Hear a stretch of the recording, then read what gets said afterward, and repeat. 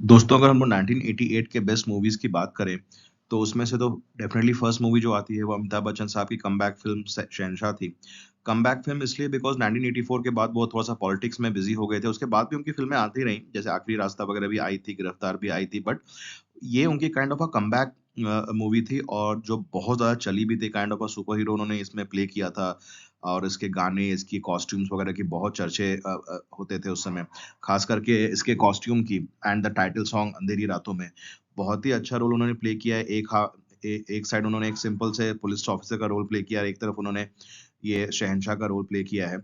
Very good movie, very good action scenes also और कुछ-कुछ इसके एक्शन सीन्स काफ़ी आइकॉनिक हैं। विलेन में अमरीश पुरी साहब थे, वो तो मतलब उनकी और अमिताभ बच्चन की जोड़ी तो हमेशा अच्छी ही लगती है स्क्रीन पे। Both are towering personalities with great personalities and उसके बाद तेज़ाब मूवी थी अनिल कपूर की। This was the movie which launched Anil Kapoor and Madhuri Dixit ji in the big league. Anil Kapoor तो ऑलरेडी उस समय तक बड़े एक्टर बन चुके थे बिकॉज़ वो सात दिन, मेरी जंग, कर्मा, मिस्टर इंडिया और बाकी भी कुछ मूवीज़ थी अंदर बाहर, ये सब के चलते वो ऑलरेडी एक नोन एक्टर बन चुके थे। बट एकदम जो सुपरस्टारडम लीग होता है वो उनको तेज़ाब से मिला था और जब उनकी कंपैरिज़न होने लगे अमिताभ बच्चन साहब के साथ कि he may be the next angry young man and all, तो और चंकी पांडे साहब का भी इसमें एक बड़ा अच्छा रोल था, हालाँकि उनकी उतनी तारीफ़ नहीं हुई थी जितनी होनी चाहिए थी, बट उनका भी एक अच्छा-सा रोल था इसमें। किरण कुमार ने बहुत अच्छा विलेन प्ले किया था लोथिया पठान। वो इसके बाद से फिर विलेनियस रोल में आना शुरू हुई, वो इनका भी कमबैक टाइप का रोल था किरण कुमार साहब के लिए। Then there was Aamir Khan's debut movie Qayamat Se क़यामत तक।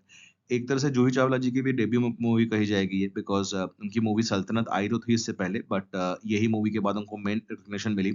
ये मूवी को एक और क्रेडिट जाता है कि उस समय इन्होंने मेलोडी और अच्छे म्यूज़िक को वापस लाया इंडस्ट्री में बिकॉज़ उसके पहले 4-5 साल बहुत अच्छे मेलोडियस गाने नहीं आ रहे थे and this movie will always be remembered for giving 2 superstars Aamir Khan and Juhi Chawla. Then Mithun साहब के लिए हमेशा की तरह जो 80s का दौर था उनका 82 से 89 का बहुत अच्छा साल था उनके लिए। इस साल भी उनकी एक से एक मूवीज़ आईं जैसे वक़्त की आवाज़, कमांडो, जीते हैं शान से जो कि मल्टी स्टारर थी विद गोविंदा एंड संजय दत्त, वो सारी मूवी काफ़ी चली। सनी देओल साहब की पाप की दुनिया आई थी। इस मूवी के बारे में कहा जाता है कि पहले शायद इसमें धर्मेंद्र जी को लिया जाने वाला था बट उन्होंने ही सजेस्ट किया कि सनी देओल को लेना चाहिए एंड मूवी काफ़ी अच्छी थी। प्राण साहब, डैनी साहब ये लोग भी थे इस मूवी में and good role by Chunky Pandey also and इसमें शक्ति कपूर का भी डिसेंट रोल था। एंड रेखा जी की kind of comeback movie as a solo heroine बोल सकते हैं खून भरी माँग। थोड़ा-सा innovative kind of a concept था कि कैसे एक हीरोइन विलेन से बदला लेती है। Kabir Bedi had also acted very well. उनके कैरेक्टर का जो ट्रांसफॉर्मेशन दिखाया गया है that was very good in the movie and film movie के गाने भी डिसेंट थे। And then there was as we discussed Mithun ji की वक़्त की आवाज़, प्यार का मंदिर, जीते हैं शान से ये मूवीज़। रेखा जी की एक और बहुत बड़ी हिट थी इस साल बीवी हो तो ऐसी। जिस मूवी को apart from being a good movie इसके लिए भी जाना जाता है कि ये सलमान खान साहब की डेब्यू मूवी थी। उनका supporting kind of a role था as Farooq Sheikh's brother but technically this was his first movie also. Commando was a very good action thriller. इसको बी सुभाष ने डायरेक्ट किया था जो कि डिस्को डांसर भी डायरेक्ट कर चुके थे और उनकी और मिथुन की कॉम्बिनेशन 80s में बहुत ही अच्छी हुई करती थी and this was also again one of their successful movies.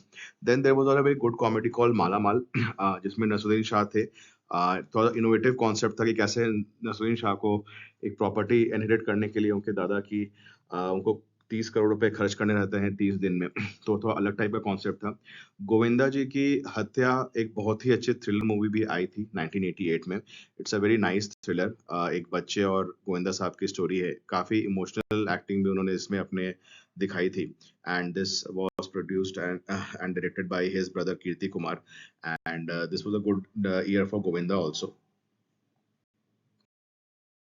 बाकी मूवीज़ की बात करें तो मिथुन साहब की अग्नि मूवी भी आई थी। जे ओम प्रकाश साहब जो बहुत लेजेंडरी डायरेक्टर हैं और ऋतिक रोशन साहब के नाना जी लगते हैं और राकेश रोशन जी के ससुर जी लगते हैं। बहुत ही सक्सेसफुल प्रोड्यूसर डायरेक्टर थे 70s 80s के। उनकी अग्नि मूवी थी। This was comparatively better of the Mithun movies of that year. और उसके बाद हम लोग बाकी उस साल की हिट मूवीज़ की बात करें तो देयर वाज़ आल्सो ज़ख्मी औरत जो कि एक वुमन ओरिएंटेड फ़िल्म थी starring Dimple Kapadia ji.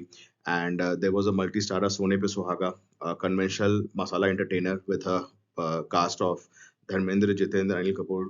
And it was a decent enough movie. उसके अलावा उस साल की मूवीज़ की बात करें तो 2 काइंड ऑफ फैमिली ड्रामास हुई थी, again starring Govinda. There was Dariya Dil and there was घर घर की कहानी, जिसमें गोविंदा के साथ ऋषि कपूर साहब भी थे। देन उसके अलावा जो कुछ हटके मूवीज़ उस साल आई थी, देयर वाज़ पुष्पक, जो कि अपने टाइप की अलग ही मूवी थी और बहुत ही अलग टाइप का कॉन्सेप्ट था और लोगों ने उसको मतलब आइडेंटिफ़ाई भी किया था, एन्जॉय भी किया था। कमल हसन साहब थे इस मूवी में और कुछ-कुछ इसके सीन्स और जो सीन्स हैं, वो बहुत ही आइकॉनिक सीन है। टीनू आनंद साहब का भी बड़ा ही इंटरेस्टिंग रोल था इसमें and all in all a very good comedy movie and a very मतलब उस समय के हिसाब से काफ़ी हटके मूवी थी। अलग टाइप का कॉन्सेप्ट था और ये अलग टाइप के कॉन्सेप्ट सब और मूवीज़ के लिए कमल हसन साहब जाने भी जाते हैं। Then there was this cult this horror movie Veerana, जो कि उस समय काफ़ी चली थी with no none other than Ramsay brothers, जो हमेशा अपनी हॉरर मूवीज़ और हॉरर थीम्स के लिए जाने जाते हैं। बाद में टेलीविज़न के समय उनका ज़ी हॉरर शो भी आया था, जो कि एक बहुत ही सक्सेसफुल सीरियल था और ज़ी टीवी का one of the high longest running shows था for 9 years. Then there was a very brilliant movie called Kabzaa. ये मूवी को हमने पहले भी एक वीडियो में डिस्कस किया है, संजय दत्त साहब के एक वीडियो में। बहुत ही अच्छी मूवी थी।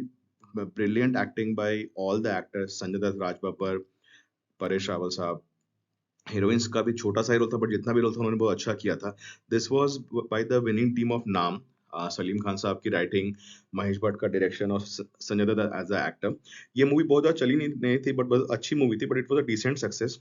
The same movie was remade as Ghulam in 1998 with Amir Khan playing Sanjay Dutt साहब वाला role and Rajit Kapoor playing Raj Babbar साहब का रोल। बहुत अच्छी मूवी है, आप ज़रूर देखें अगर नहीं आपने देखी है तो। Then there was there one, it was a very hyped movie because it was going to be the remake of the Tamil movie Nayakan. इसमें विनोद खन्ना और फिरोज़ खान साहब थे। मूवी ठीक-ठाक थी, फर्स्ट हाफ अच्छा था but second half was not that great, तो movie बहुत ज़्यादा चली भी नहीं थी। इसके पहले फिरोज़ खान साहब की सारी मूवीज़ चली थी बट ये मूवी बहुत ज़्यादा नहीं चली थी। It was a average success. Uh, उसके अलावा सनी देओल साहब की एक बहुत ही अच्छी मूवी थी Yateem by JP Dutta. Again a movie which is not a big commercial success, but इस मूवी की बहुत तारीफ होती है और इसमें जो सनी देओल साहब की परफॉर्मेंस थी, that is regarded as one of his best performances. Then there was conventional commercial pot boiler like Mar Mitenge, Jitendra and Mithun Chakraborty साहब की एंड उसके बाद अंधा युद्ध एक बहुत ही अच्छी फ़िल्म थी। राज बब्बर और पल्लवी जोशी और नाना पाटेकर थे इसमें। एक बहुत ही अच्छी social film, intense film, directed by Dayal Nihalani. बहुत अच्छी मूवी थी। आपने आपने नहीं देखी तो ज़रूर देखें। बहुत ही सोशली रिलेवेंट थीम पे थी, कैसे राज बब्बर साहब का ट्रांसफ़ॉर्मेशन होता है from good youth to a criminal, वो सबको काफ़ी अच्छे से दिखाया गया है। तो इस तरह से ये थी हमारे 1988 की टॉप मूवीज़ की बात। आप लोग को इसमें से कौन-सी मूवी सबसे ज़्यादा पसंद है 1988 में से, आप ज़रूर कमेंट बॉक्स में लिखें। और आपको अगर ऐसे और वीडियोज़ चाहिए और आपको ये चैनल पसंद आ रहा है तो प्लीज़ चैनल को सब्सक्राइब करें और वीडियो को लाइक करें। इससे हम लोग को बहुत हेल्प मिलेगी चैनल को ग्रो करने में।